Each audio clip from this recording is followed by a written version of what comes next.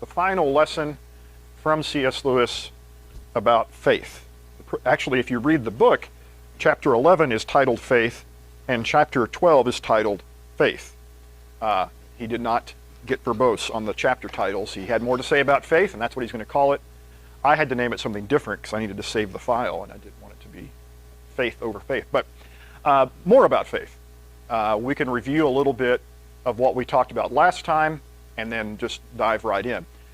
This is a fun chapter to read. The hardest part for me in this chapter was figuring out which bits to put on the screen, because I would find myself typing a whole page, and I was like, you can't put a whole page on the screen. You're going to have to like stop and summarize somewhere. And so there was part of me that just almost got up here and read the whole 4 pages to you, because it's just delicious. But I tried to summarize little bits of it, and it starts off with a warning, which is kind of entertaining. If this chapter means nothing to you, if it seems to be trying to answer questions you have never asked, drop it at once. What a fun thing to start a chapter with. He acknowledges that there's kind of a specific concept he's after here about faith that you almost have to be a Christian to care about. So while everything else in all of these chapters has been explaining Christianity to someone who might be from Mars, right? And he just said, tell me about this Christianity thing. Well, here it is, I'm explaining it. This chapter he acknowledges, if you're not at least attempting Christianity in some way, some of this isn't going to matter to you. And in fact, it might even confuse you and mislead you. So just, if this is to the other audience, you can put this chapter down. So of course I'm thinking, oh, I want to know what this dangerous thing is we're going to learn. And he explains that there are certain things in Christianity that can be understood from the outside before you have become a Christian. But there are a great many things that cannot be understood until after you have gone a certain distance along the Christian road. It's not because we're hiding things. I want to make that very clear. In the ancient world, they had mystery cults, and actually today we still have mystery cults, where you join the religion, and then once you reach a certain level inside the cult, that's when you learn the special doctrines. So, Scientology, you as a hopefully as a non-Scientologist, you can like Google what Scientologists believe, but all you're getting is the public information side of things. The actual doctrines of Scientology, you have to be like a level 12 Tom Cruise or something to be able to know what they actually believe further in. To a degree, Mormonism has kind of the same thing. If you really want to know what's going on in certain parts of their building, and certain garments they wear, and certain rules that they have, like you actually have to be Mormon to know that. They don't reveal that to non-Mormons. The only way any of us know, actually, is former Mormons say, well, here's what's going on in there. And then actual Mormons will deny it and say, no, it's not. So, point is, there are such things as mystery cults that hide their secret doctrines deep in. Christianity is not that. Christianity, from the outset, says, we'll tell you anything you want to know. You may not understand everything we say, but we'll tell you anything you want to know. There's no secret doctrines. So he's not saying that there's a secret doctrine. He's just saying there are some things that require a certain amount of Christian maturity and development for you to grasp. And it's just going to take time. And then he even acknowledges that with some humility directed to himself. The thing I'm going to try to explain in this chapter may be ahead of me. I may be thinking I have that I've got there when I have not. I can only ask instructed Christians to watch very carefully and tell me when I go wrong, and others to take what I say with a grain of salt. He acknowledges if you're going to say you have to be pretty far down the road to understand this, he says, well, if I'm humble, I have to acknowledge I also might not be far enough down the road to understand this, so I'm doing my best. And there's at least 2 places in this chapter where he says something like this, where he says, that's as far as I can go, where he acknowledges his limitations, or I'm not willing to weigh in on that debate because I don't feel like I'm far enough down the road, which is a fascinating aspect of his humility, even this far into the book. I appreciate. We would all do well to have a little more of that. This is, in my mind, not an unusual Christian sentiment. Jesus before he was betrayed, said to his disciples in John 16, I still have many things to say to you, but you cannot bear them now. Well, why not? Were they not smart enough? Were they going to get smarter the next day and then they could know? No, there were some things that they were just not capable of hearing and understanding and receiving at that time. And someday they would, but it wasn't that day. I knew a guy who had a sermon. It was one of those sermons that you write it, you think this is the perfect sermon. And his preaching mentor said to him, "Never promise me you'll never preach that until you've been somewhere at least 5 years." Like, because if that's your out-of-the-box sermon, they're going to think you're crazy and you're going to be fired and you're done. Like, you have to kind of build up to that one.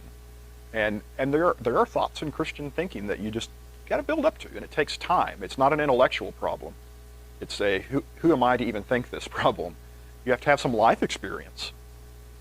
I was at my mom and dad's house today. Long story, involves doors and cabinets and Wewoka and Holdenville. It's just a fascinating story. But the short version is that while I was there, Mom says, oh, I found these, because Mom has never ever thrown anything away.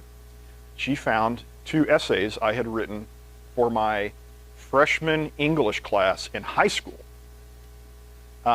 with the teacher's notes all over it. A-, by the way.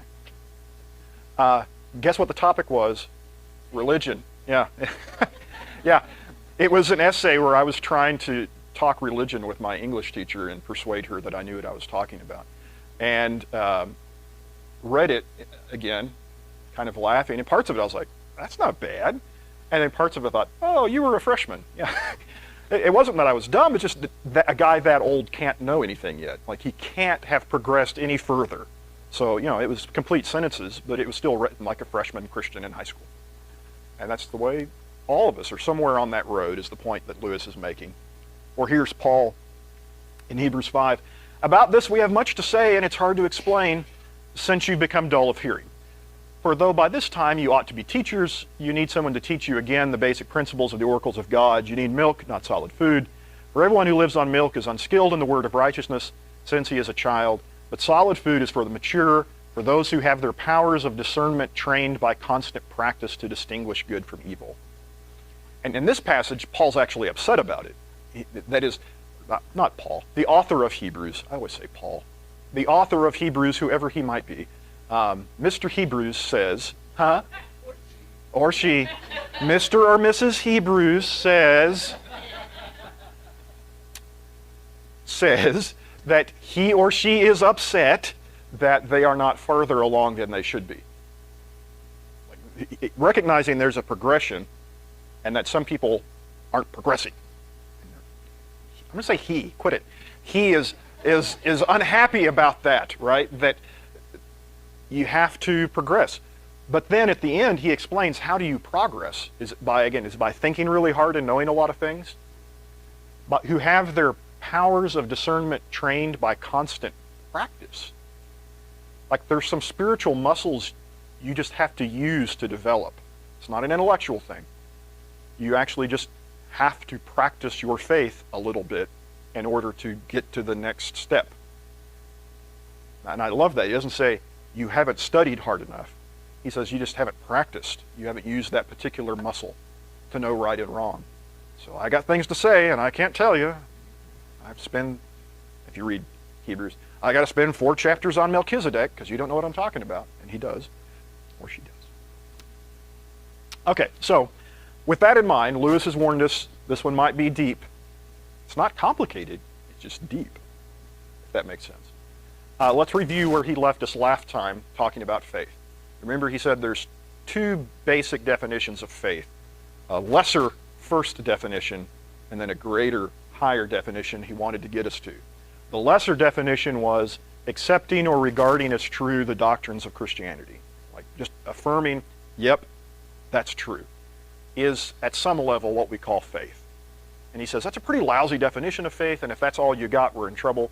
But at some level, that's believing. I believe that to be true. Okay? So he acknowledges that one. But the second one was Continued trust in what is known, even when your mood changes. You may remember that bit. Even when your mood changes, can you still believe in what you believed in yesterday? That's faith. A commitment, a trust, a conviction in something that's still there when circumstances push the other direction. And that was where he was leading us. And then he said there's two discoveries to have this higher faith I'm trying to get to. He said, number one, you need to know that God, yes, God is a judge, but he's not a judge in the sense of an exam. Again, it's not about getting the multiple choice test right in front of St. Peter at some point.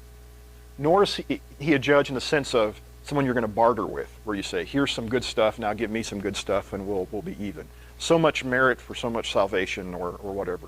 Or even so much faith for so much salvation. He says, this one's wrong because you would all fail the test, and this one's wrong because you have nothing to give. Everything you have is something God gave you in the first place, and so if you're trying to bargain with God, not going to work. If you're trying to get a perfect score on the exam, also not going to work because you're you. So he says, once you know those things, when a man has made these two discoveries, God can really get to work. It is after this that real life begins. The man is awake now. We can now go on to talk of faith in the second sense. And that's where the last chapter ended. Okay? And that's where this one picks up. Faith in the second higher sense means what? The question of faith in this sense arises after a man has tried his level best to practice the Christian virtues and found that he fails, and seen that even if he could, he would only be giving back to God what was already God's own. In other words, he discovers his bankruptcy. He says, the higher kind of faith we're talking about, the moral kind of faith, only develops after you've failed. Which is why he says you have to be a ways down the Christian road a bit. Okay? If you've never tried to do your best at being good and do everything right, you don't know that you can't. Right? In fact, if you don't try your hardest to be the best you can and fail at some point in your life, Lewis says, there's always going to be a voice in the back of your head that says, well, if I'd have given it my all, I could have been a good person. He says, only a person who really does buy into goodness and behavior and virtue and Christianity and just really tries to do it and fails, they can develop a faith that only begins there because they know they're bankrupt. They can't pass the exam and they have nothing to give God. See?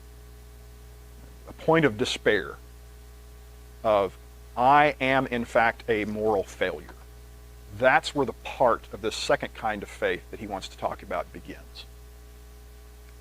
Now we cannot in that sense discover our failure to keep God's law except by trying our very hardest and then failing.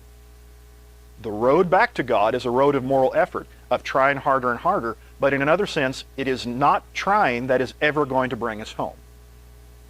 See, his kind of roundabout point there, it's a little hard because he's saying things that almost sound like contradictions.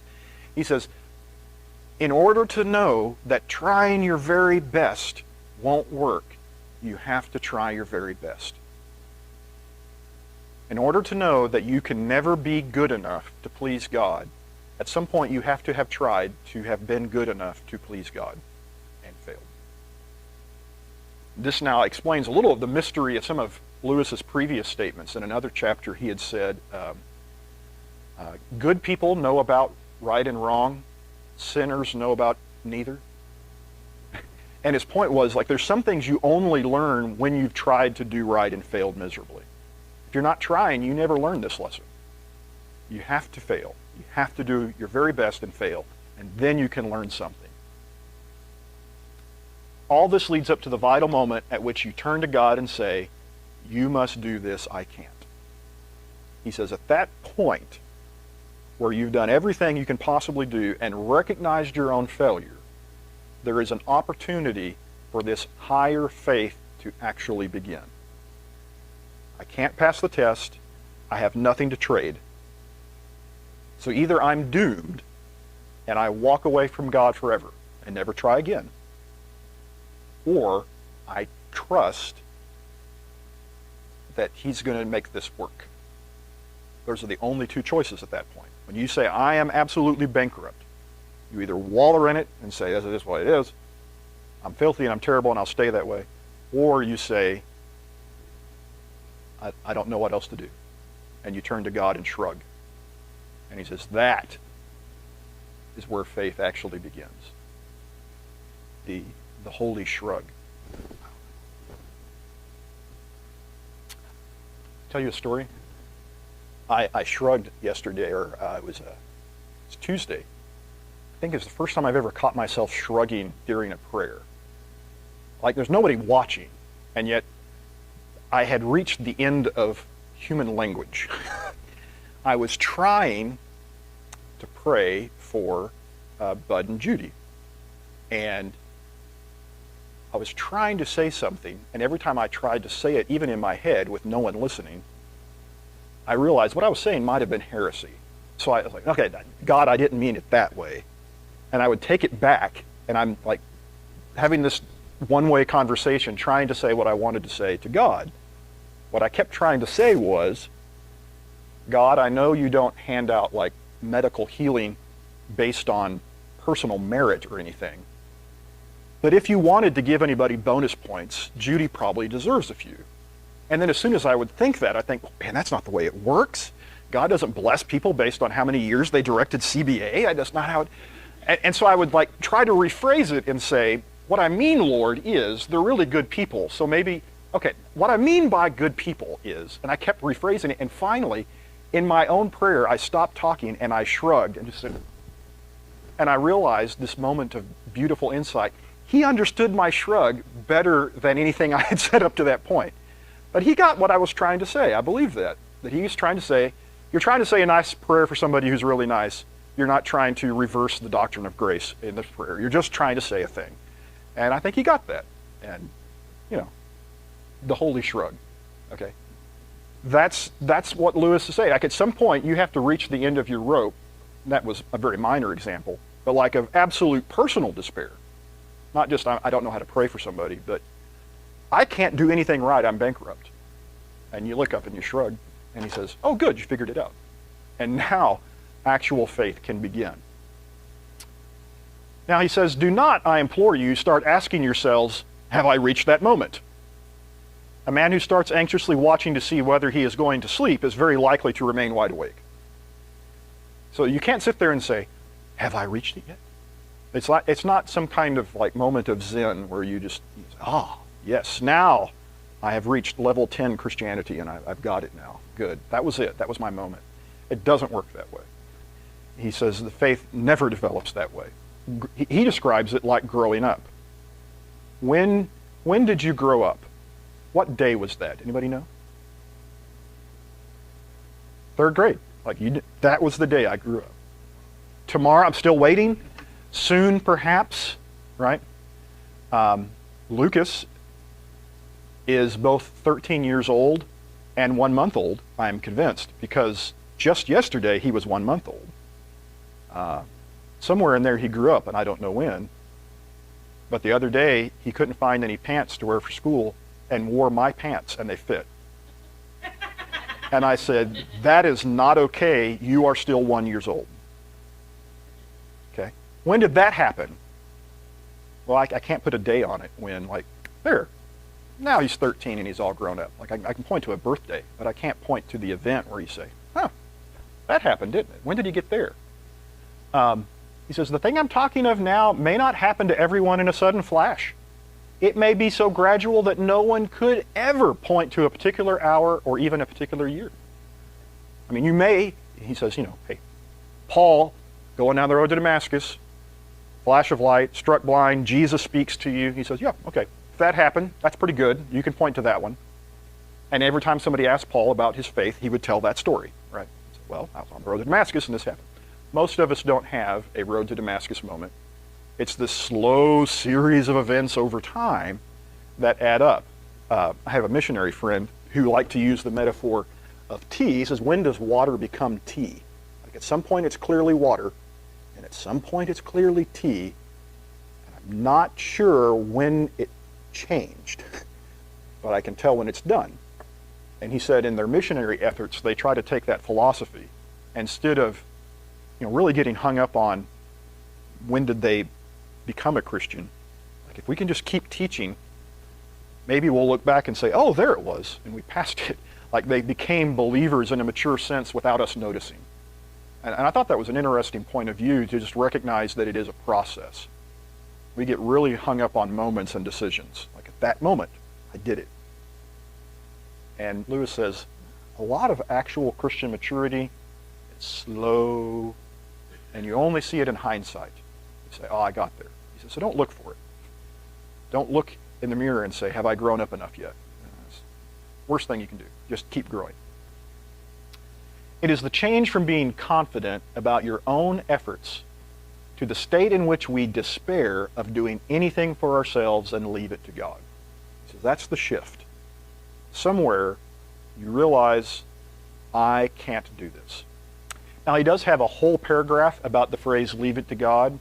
He has his own frustration. He says, I know, it's one of those phrases people misuse, and people use that as an excuse to be passive about things they could actually make a difference in, and just leave it to God. He says, yeah, okay, fine, but it works here, and you know what I mean. He just goes on with it. There's a whole paragraph where he complains about the phrase. So he recognizes it, but his point is the change we're looking for, that he calls the higher sense of faith, is when you say, if not for God, I couldn't do anything. It reminded me of, to get back in the Bible a minute, Romans 7:15-24, which is one of my favorite passages. I do not understand my own actions. I do not know what I want, but I do the very thing I hate. Now if I do what I do not want, I agree with the law that it is good. So now it's no longer I who do it, but sin that dwells within me. For I know that nothing good dwells in me, that is in my flesh, for I have the desire to do what is right, but not the ability to carry it out. For I do not do the good I want, but the evil I do not want is what I keep on doing. Such a great sentence. But if I do what I do not want, it is no longer I who do it, but sin that dwells within me. So I find it to be a law that when I do when I want to do right, evil lies close at hand. For I delight in the law of God in my inner being, but I see in my members another law, waging war against the law of my mind and making me captive to the law of sin that dwells in my members. O wretched man that I am, who will deliver me from this body of death? Paul is describing a moment of honest moral bankruptcy. I want to believe I'm a good person. Every time I try it, I fail. Which both proves that I'm trying to be a good person and that I'm bad at it. And you hear the frustration in this sentence that clearly got away from him. Right? I do the thing I do not want. I want the thing to do the thing to want. All the words. And he's so frustrated. And he says, wish there was somebody who could save me. And of course, guess where he goes from there. He says, oh, there it is. And that's the moment that Lewis is describing as where actual faith begins. Higher, loftier faith begins. Christ offers something for nothing. He even offers everything for nothing. In a sense, the whole Christian life consists in accepting that very remarkable offer. But the difficulty is to reach the point of recognizing that all we have done and can do is nothing. I have to think of nothing as a quantity. That the price of the gospel is actually nothing. And as long as you're trying to give something for it, you have the wrong price. And it's when you actually say, I don't have anything. When the cash register rings and God says, that's exactly the right price. How did you know? And it's a moment of kind of relief in Lewis's mind. That, why does he call this faith? He says, because only when you give up on yourself are you actually trusting God to do his part. As long as you think you can be good enough, you still aren't trusting God. You think that I have to do certain things to make God love me. He would not love me on my own. He would not love me like this. I'll be better and then God will love you. I'll make him love me. See? You don't actually trust that he loves you unconditionally. He says you can't do that until you try to win his love and fail. Then you say, I've got nothing. And you either despair or realize that you are truly loved and trust in that. He says, that's faith. That's what we're going for. At the end, he wants to talk a little bit about where your mind might have gone. He says, what about faith and works? He says, this is where Christians get into arguments. And he has some really funny things to say about it, predictably. I have no right, really, to speak on such a difficult question, but it does seem to me like asking which blade in a pair of scissors is most necessary. Which blade in a pair of scissors does the cutting? That's a dumb question. You got to have them both. And he says, it kind of seems that way. He says, I know, I'm not a theologian. This is probably none of my business, but don't you always like it when somebody says, I shouldn't comment on this? However, that's what Lewis does. Then he writes a paragraph. He says, I shouldn't give you my opinion on this, but here it is. And his point is, really in the Bible, you're never asked to pick between faith and works. You're just supposed to understand the difference. And he goes on to say a few things that I think are pretty good. He says, Christianity has struggled between two opposite errors that have fancy names. The first one is legalism. Legalism, or lawism, would say that good deeds are all that matters, and ultimately leads you to try to buy or earn your way to heaven. Like, only thing that matters is doing what's right. Okay. Lewis says, this person will say, good actions are all that matters. The best good action is charity. The best kind of charity is giving money. The best kind of give money is to the church. So hand over 10,000 pounds and we'll see you through. That's his paraphrased version of what Christianity looks like to him sometimes. He says, when you get completely caught up in, I can do the right things and that will get me through, he says that he would call legalism. And he says that Christians have agreed that can't be right even though we think it a lot. The other one, Ephesians 2, 8 and 10 would be a passage I would reference there. For by grace ye have been saved through faith, and this is not your doing. I could stop there. It is the gift of God, not a result of works, so that no one may boast. For we are his workmanship, created in Christ Jesus for good works, which God prepared beforehand that we should walk in them. So who's doing good enough to get to heaven? No one. This is the way it works. It's a gift or it's nothing. That's the deal. The opposite extreme in church history was called antinomianism. I don't know why. Nomianism is the Greek word for law, but for some reason we translate legalism to legalism. We don't say nomianism. But anyway, we should call this one anti-legalism. That would be fun. That would be a better word. Antinomianism, silly word unless you're playing Scrabble. Antinomianism says that since we aren't made righteous by works, it doesn't matter what you do. So Lewis says, this kind of faith says faith is all that matters. Consequently, if you have faith, it doesn't matter what you do. Sin away, my lad, and have a good time, and Christ will see that it makes no difference in the end. And he says, that can't be right either. He says, those two extremes, neither one works. And Christians have consistently rejected them while also usually holding to one or the other secretly. But if you ask, do you believe in one of these? No, of course not. But in practice, we act like we do. So Lewis, here's a passage that comes to mind for that. What shall we say then? Are we to continue in sin that grace may abound? No. How can we who died to sin still live in it? Do you not know that all of us who have been baptized into Christ were baptized into his death? We are buried, therefore, with him by baptism into death, in order that just as Christ was raised from the dead by the glory of the Father, we too might walk in newness of life. That doesn't sound like it doesn't matter what you do. It sounds like it matters quite a lot what you do. So Lewis says, the Bible really seems to clinch the matter when it puts the two things together in one amazing sentence. He's referring to one of my favorite passages. 2, 12 and 13. Therefore, my beloved, as you have always obeyed, so now not only as in my presence, but much more in my absence. Work out your own salvation with fear and trembling, for it is God who works in you both to will and to work for his good pleasure. Either one of those bolded phrases by themselves would lead you off the cliff. Okay?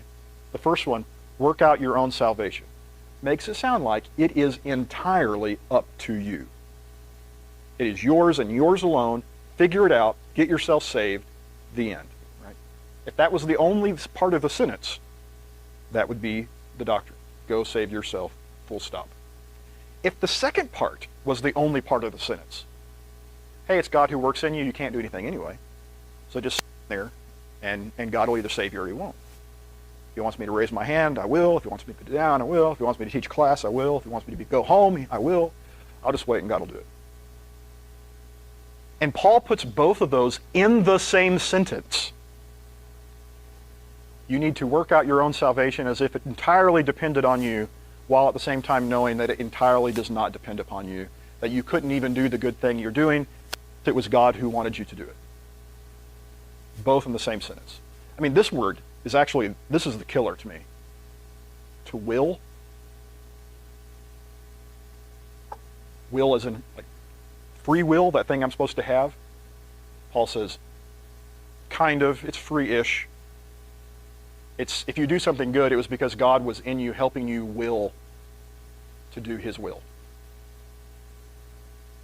Even your will requires God to go that way. Free-ish will. And that is a crazy word to me. If it was work, I'd be okay with it. I want to do the good thing because I'm a good person. But God, I can't do it, so God will help me do it. Paul says, you don't even want to do the right thing most of the time. God has to help you with that too. To will and to work his good pleasure. Free-ish will. He says, I'm afraid this is the sort of thing we come up against in Christianity. I am puzzled, but not surprised. He says, if you don't like riddles, don't become a Christian. Because some of the things we believe are just much like reality, just crazy enough to be true. Like it's not stuff you would have made up. We're absolutists. We want it to be all one thing or the other. And he says it's just not. The other example he uses is we try to figure this out like we're assigning wages at the end of the day. You did that project, so you get paid this much. And you did this project over here, so you get, as if they're in watertight compartments. I'll do this part, and God will do this part. It doesn't work that way when God's on the inside and on the outside. There's no way to figure out which parts were you and which parts were God, because it was all God, and apparently it was you. There's no way to do it. It doesn't work. In the attempt to express it, different churches say different things. But you will find that even those who insist most strongly on the importance of good actions tell you need faith. And even those who insist most strongly on faith tell you to do good actions. At any rate, that's as far as I can go. They keep saying, I'm not going to say anymore, but I'll say a little. But it's true. Like, I can take you to the most devout Calvinistic, you are saved by faith alone, you are a limp rag who cannot do anything of your own volition, like the most devout neo-Calvinist. And I'll say, so should I try to do right things? They'll be like, well, yeah, you should probably do right. Okay, thanks. And I can take you to the most adamant, do the right thing kind of Christian where it's all about personal responsibility, and I can ask them, so does it matter what I believe, or can I just go through the motion? Yeah, you got to believe it. So everybody buys into both. We just tend to emphasize one or the other. And then finally, because this is the end of his morality section, and this is the end for us of our Christian morality class, he has this summary of what he's been trying to say and what we've been trying to say now for 12 weeks. Christianity seems at the first to be all about morality, all about duties and rules and guilt and virtue, yet it leads you on out of all that into something beyond. A country where they do not talk of those things except perhaps as a joke. And this is more about are you going down the Christian road? At the beginning, it just feels like, all right, here's the rules. Learn this and do it. It feels, it's a burden. It feels tough. He says, further you go down the road, you find out, yeah, there are rules, they exist, but it's not what I'm focused on every day. I'm actually focused on other things, loftier things further down the road. And I kind of laugh about the conversations we used to have. And then he ends with, everyone there in that country where we're going, he says, everyone there is filled full with what we should call goodness, as a mirror is filled with light. But they do not call it goodness. They do not call it anything. They're not thinking of it. They are too busy looking at the source from which it comes. And he says that's the idea. You start out and you're just trying to put one foot in front of each other on the road, trying to get down one step at a time, beginning of your Christian walk. Because at the end, you're not watching your feet as much. You're watching where you're going. You're watching who you're going to. And that will keep your feet where they're supposed to be. But that's a process. When you learn to walk, you stare at your feet a lot. Just the way it works. So that's Mere Christianity's morality section. I have some discussion questions. I even quit a few minutes before normal because we have lots to discuss and I wanted you to have plenty of time. Here are my questions. Feel free to ignore them and do whatever you want.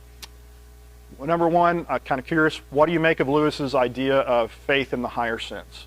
Do you buy it? Was that, yeah, that's what faith really is? Or does he cheat in some way? How does this view of faith differ from the lower view of faith, that of merely accepting an idea? Did he make his case that there really are two senses and one of them's better? Does Lewis's view of faith as a process rather than a decision fit with how we normally talk about faith? So for example, when we say you're saved by faith, what does that mean if faith is a process instead of a choice I made one day? Do we talk about it that way? Curious what you think of that. And then grand finale, maybe the most important question. Has Lewis accurately depicted the Christian view of morality, which is what he said he was doing for these 12 chapters? If you only knew what we've talked about for 12 weeks, would you say, yep, that's pretty well what Christians believe about right and wrong? Did he change your mind on anything? You say, well, I used to think it was this, but now I think it's. So I'm curious on your feedback. You may begin.